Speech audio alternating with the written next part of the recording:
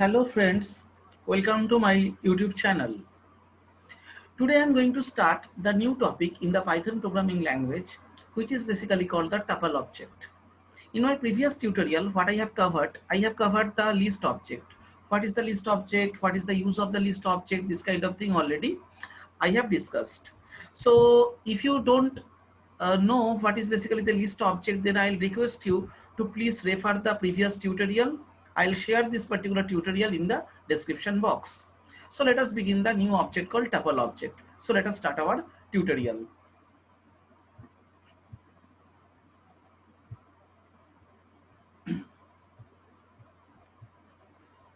So now guys, actually today we'll start the tuple, but before starting any kind of practical, we need to understand what is tuple object. What is the use of the tuple object, that we need to understand. See, in the case of tuple object, what is tuple object basically?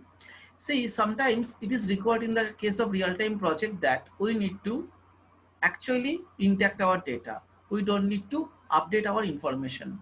So in order to do this particular thing, in order to intact the information, in order to make the information in the read-only mode, we should actually discuss what we should actually incorporate some specified read-only object or immutable object. And this immutable object in the case of Python, it is called tuple.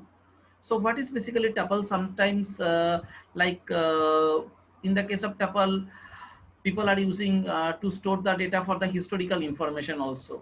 What is historical information? Suppose I am working with any kind of analytics project and the data is based on the year 2005. Suppose I am dealing with the project of the, suppose I am dealing with the project of the any kind of old equity share, like what was the share value of the Tata Motors in the year 2005. I want to make a report on it, analytical report. So in order to do this particular thing, suppose the original value of the Tata Motors share in the 2005, it was like 100 rupees. But in the year 2020, it is 1000 rupees, right? So if I am working on the old data or the previous data, I am not expecting to replace the previous data or the past data or the historical data by the present data, right? So in order to do this particular thing, what should I define? I should actually define that tuple object, because tuple object cannot be updated at runtime, or we are not able to update the tuple object at runtime, and that is why tuple object is actually called what? It is actually called the immutable object. Immutable object means what? We are not able to update the information of the tuple object at runtime. So now let us do some practical and let us practically understand how the tuple object can work in the project.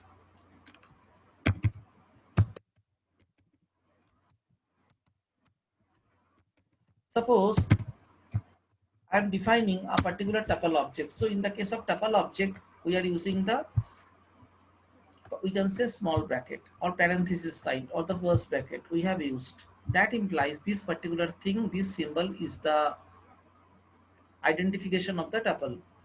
If you want to define any kind of data in the tuple, let us define name is John, his employee ID is 1, he used to get the salary 5,000 in the year March 2005. So that is the old data. It might be possible that today John is getting 35,000 or the 45,000 salary. That is fine. But in the year like 2005, he used to get how much salary? He used to get the salary which is basically 5,000. Now this 5,000 salary should not be updated, right? This kind of 5,000 salary should not be updated by the current data. So what should I do? I should define the particular data in the tuple. Suppose I want to print. Suppose read-only operation is possible because tuple is the read-only object. So here I can define employee. So here I can define the employee. Let us execute the code. I can see the information is coming. Suppose I want to define the tuple object by the index number along with the data for I in employee. If I define here like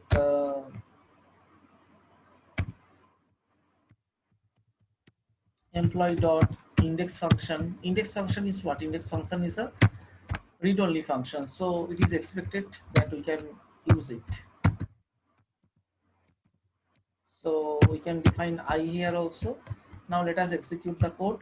Now you can see 0 is for the ID, 1 is for the name, 2 is for the salary, and 3 is for the year. Now guys, I have just now told you that in the case of tuple object, we are not able to update the data. It is not allowed. So if I want to really update the information in the case of tuple, what would be happened? Let us check. Suppose we define any kind of, suppose I want to update the salary of the John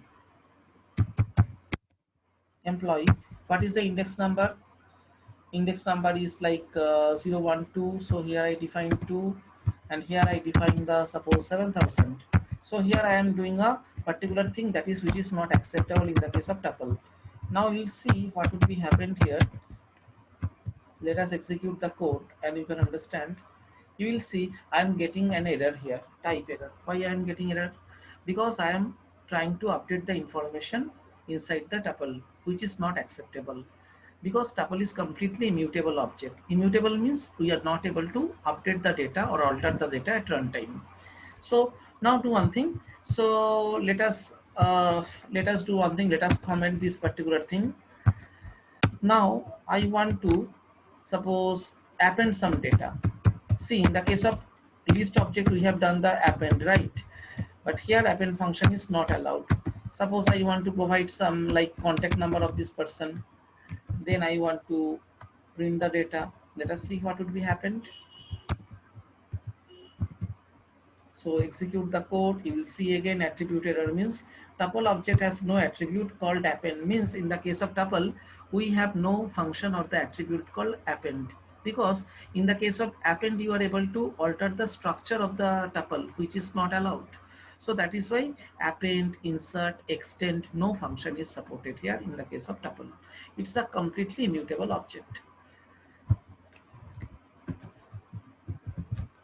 Now guys, read-only operation is possible.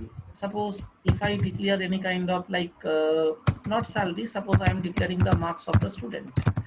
So if I want to define the marks of the student, suppose like 81, 87,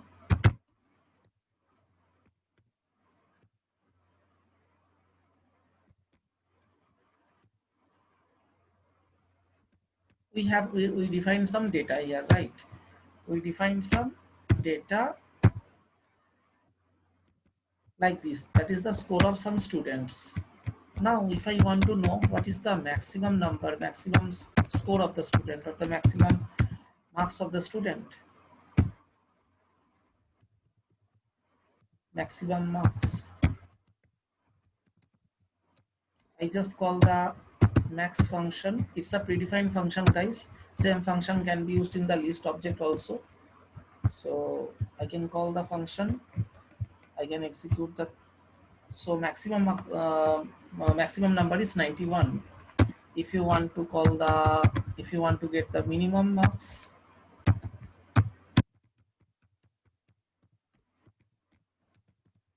so what I can write here, I can call the min function. I am supplying the marks as a parameter. I am executing the code, so I am getting this.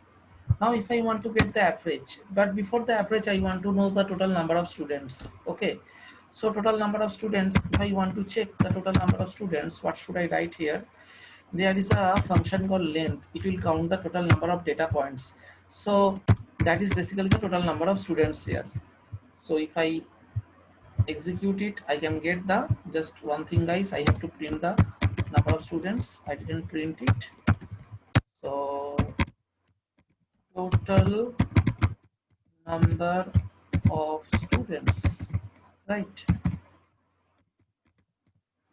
Here what should I do right now? I should call a function, not call the function because already we have stored the final data in the st variable. So in this particular case, total number of students are 8. I want to know the average marks. So in order to know the average marks, what should I do right now? See here we don't have any kind of average function or we don't have any kind of min function directly in the Python. So here we can do one thing, we can call the sum function, and here total marks we can calculate divided by total number of students, which is basically the average. Print, so AVG average. So now guys, if you execute the code right now, you'll get the average marks of the student, right? The average marks of the student is 71.5. So you can write here average marks equals to comma, execute the code. So we got what? We got the 71.5 guys. Now suppose I want to do this kind of thing. Suppose I want to create an object called student, and in the marks variable we are already keeping the total marks, and after that I want to create an object where I can make this kind of things, name of the student and the marks of the student side by side I want to do. So what should I do? Suppose here I can define the name. Suppose in the name I am defining like this, I can define A, B, C, D, E,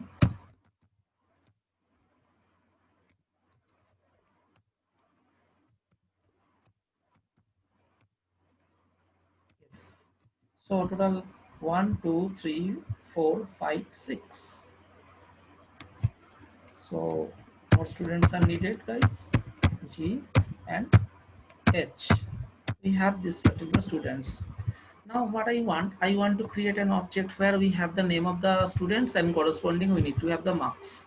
So how this particular thing can be defined? Now let us see. In this particular case, we can define it by a predefined function called zip function. Now see, the name of the function is called zip, and here we are passing the two things. Number one, we are passing the name variable, name, and second parameter we are passing the marks. Now you need to execute the code here. 1 minute guys, we need to do one thing also that we didn't do actually, because zip is actually returning an like one kind of pure object or the binary type object. Okay, so in this particular case I can do one thing, I have to typecast it. So I am calling an list function. By using the list function, we are able to convert the tuple to the list. So execute the code. Now see, A81, B87, C91. So here why I am giving the list here, because initially what I get, actually I got the particularly one kind of binary object. You can see zip object is like this because it is not expected, data is expected, right? So in order to convert the this particularly zip object into the pure list object, because here see outside of the border we can see the list, inside the list we have the tuple 1, then tuple 2, then tuple 3 and so on. So that is why I am calling the list. This list function is used to convert the particularly one object to the list object. Here we are converting the zip object into the list object also. So here zip, and it is actually taking the name and marks, and after that we are converting the particular thing into the pure list object. So this guys, that is all about actually today's tutorial. I have actually created the tuple. In the next version also, in the next further in the advanced portion, I'll show you the more things of the tuple, because tuple is here only started, because in the case of database connectivity, how to update the data in the database, or in the case of dictionary format also, list and tuple is multiple times it is repeated. So I'll show you this particular thing when the time will come. Okay, so I'm not making this particular tutorial more larger actually. And guys, if you like if you feel that this particular video is little bit helpful for you, please do the like, share and subscribe, that other can be benefited from this particular tutorial. I am expecting it guys, because that this particular thing is giving me the more motivation actually guys, so you can understand. So the thing is that here actually I am stopping the tutorial, and in the next tutorial I'll do the dictionary object, which is very important in the time of interview. Next tutorial, dictionary object, very vital for the interview of the Python also. So Let us do some practice of the list and tuple, and let's meet on the next tutorial of the dictionary. Goodbye.